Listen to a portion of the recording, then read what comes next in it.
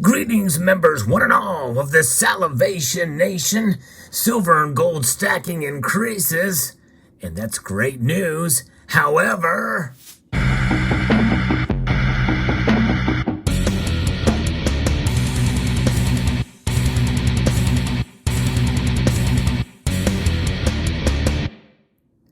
let's explore. Yes, indeed. Everybody's excited. We're seeing sales from the Perth Mint, for the United States Mint, of an increase in gold and silver demand in terms of coins, rounds, and bars. But you know what? There's something amiss here. I'm going to be referencing an article here from moneymetals.com, shared with me by a member of the community, how bullion investing has gained momentum. But it's not mainstream yet. The wave of investors buying physical gold and silver over the past 2 years has certainly impacted the markets. Retail demand for coins, rounds, and bars is now multiples of what it was prior to the COVID outbreak and the 2020 presidential election. Mints and refiners are still working to add enough capacity 2 years later. While Americans, investors at large, may feel more than a little nervous about their portfolios and about the economy and everything that's going on in the world geopolitically, most are still listening to their financial advisors. The decision to dump some paper assets and buy physical bullion still looks like a radical move. Only a small fraction are ready to make it. In fact, I remember back in 2013 when I literally cashed out my IRA and took the penalty, took the hit. My financial advisor advised me to not do that. He said, the stock market's going to come around, it comes in cycles. And in reality, if I had listened to him up until now, he probably was right, especially considering that tax hit. And so what would have been a better way to go? Well, they didn't really have a mainstream back then, but maybe a precious metals IRA may have been an option in order to avoid the tax hit. But nonetheless, I took the hit, and really when you take into account that tax penalty, I'm still a little behind on that. But aside from that, the gold and silver that I bought, well, it's outperformed the prices that they were then, and they were pretty high then. It was a different time. Many people felt like we were getting close to a deep economic, furthering economic recession or double dip recession, too close to a depression back then. Now we're much more closer to something like that happening now than before back then, in my view. And a lot of people are nervous about it, hence why the increase in demand. But again, average Americans are not being told, about gold and silver, which is one of the reasons why this community exists, and this channel tries to educate and others as well about the benefits of having gold and silver in your portfolio in order to preserve your wealth. Not get rich, but to preserve your wealth. Longtime gold bugs wonder when and if bullion investing might move from the fringe into the mainstream, and not just gold bugs, but silver bugs as well. The perception is that a reckoning is coming in the conventional financial markets. If the bubbles there start popping, there will be very few places to run. It will be time for physical metal to shine. That's right. And many people feel like things like the real estate market is a tightening bubble and is about to burst yet again. And this time may be worse, likely worse than the last time. Easy money, easy to get money from loans and the like. Many of you that are familiar with this channel know that I get a lot of calls from loan scammers. You've heard me talk to them in my live streams and in some videos. I have a whole playlist on the scammers that call, and some of them are loan scammers. There's a lot of that out there. And likely, once these interest rates climb up from these Fed rate hikes, some of those calls may dwindle away. It'll kind of make me sad in a way, but I won't be able to mess with those loan scammers because there's only so much you can scam with in terms of that.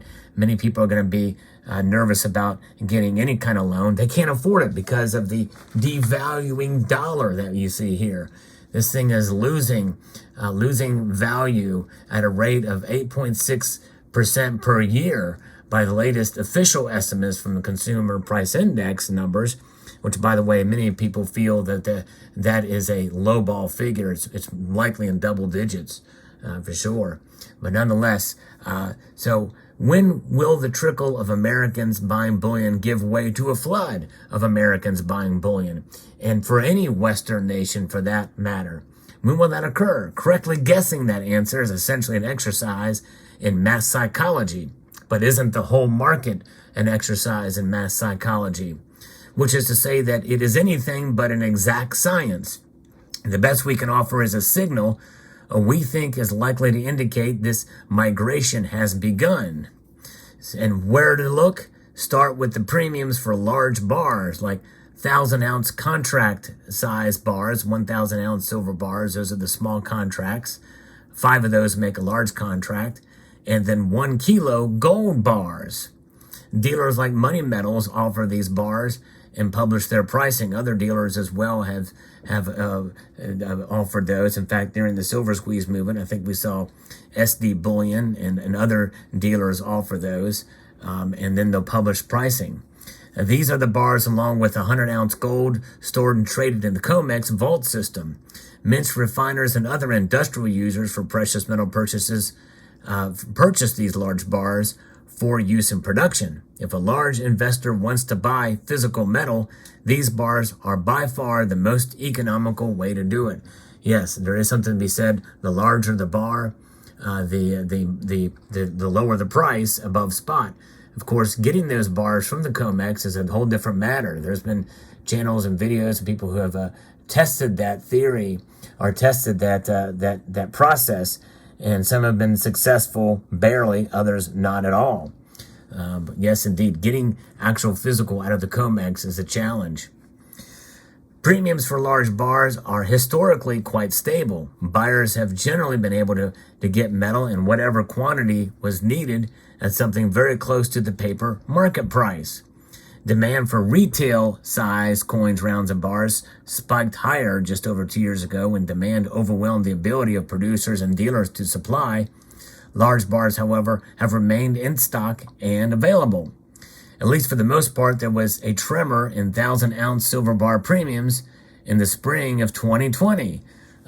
Yes, indeed, that's when the March of 2020 is when silver literally went down below $12 an ounce. And of course, the paper markets flourished. People were, they were dumping those paper holdings because a lot of the people that buy the paper, the ETFs, they don't test it. They don't test the system. They want in and out at their convenience with no physical to have to worry about liquidating that physical. That's really what it's about for people who buy ETFs. Prices took a healthy leap higher when bullion banks sold more paper silver than they should have and were caught short by the number of buyers taking actual delivery. Yes, indeed. So some of them were actually looking for delivery at that time when they were caught short. And some of that was what led to the silver squeeze movement because they thought they could break the COMEX doing that. In reality, the silver market is much more large and complex to be able to do that. They did move the needle a bit in the silver spot price, but it was negligible and only for a short amount of time. Premiums, though, have stabilized since then. Fast forward to here, 2022. Outside of that event, higher premiums have been driven exclusively by too little fabrication capacity to meet the surging demand for smaller products.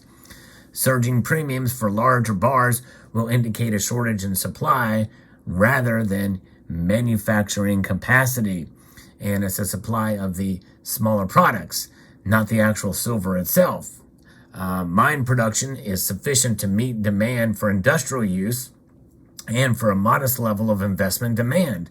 Keep in mind that the reason why, as it was forecasted earlier this year and late last year, that there would be more demand for silver than the supply because everybody thought that the supply chains would patch up by then. They have not. And still, there's a shortage of things like vehicles, not just EVs, but also regular ICE, internal combustion engine vehicles as well, which still require a great deal of amount of silver considering the increased number of electronics and computer technology in those vehicles. So very interesting indeed. Mine production is sufficient, again, to meet this demand, and it will not be anywhere near sufficient for any larger scale rotation out of the conventional financial assets and into metal. The inventory of COMEX silver bars dropped to a 4-year low just within the last week or so. These inventories are certainly worth watching. In truth, however, there hasn't been a reliable correlation between lower COMEX inventory and higher prices. And why is that? Because the COMEX stock always rotates in and out. And there is this commitment of trade report. It's called the COT report, which is very difficult to kind of interpret. People make guesstimations and assumptions based off of that. I think that's not very wise, and that's where people can come up with theories of price suppression, which, by the way, I have been more open to than ever before, mainly because of these large dumps of selling in short amount of time of these numbers of contracts, but there very well could be large increases as well, large buys. There's manipulation. We know that's been documented time and time again. But can we find evidence of actual price suppression? That it remains to be seen, especially if it's legal or not.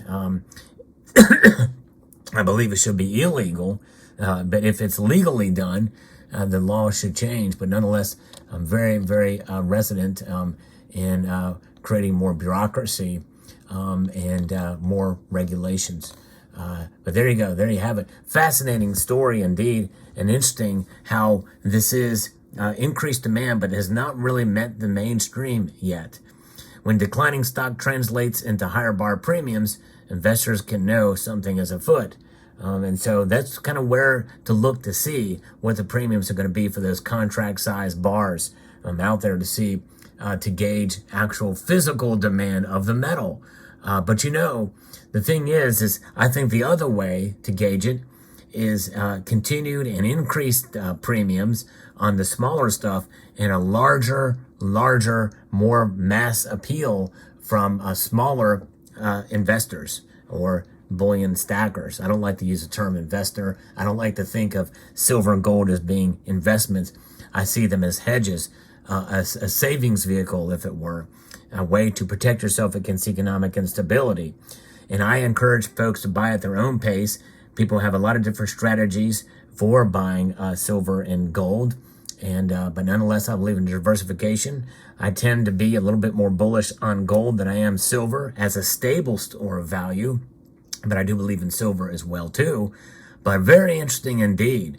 I think the best way to evangelize about silver is to show people that, hey, you can get very little and feel empowered that you are preserving your wealth, but you have to hold on to it for a while. It's a buy and hold situation, and to not get discouraged by the day-to-day movement of the price of silver, the spot price of silver, and try to find silver that you can get at a lowest premium as possible. Silver Eagles are not it right now, by the way. I'm just having those just as a display here, but they do not should not be bought if you want to get silver at the lowest price per ounce above spot. But there you have it. Let me know what your thoughts are in the comment section below. I hope you found this video insightful and useful.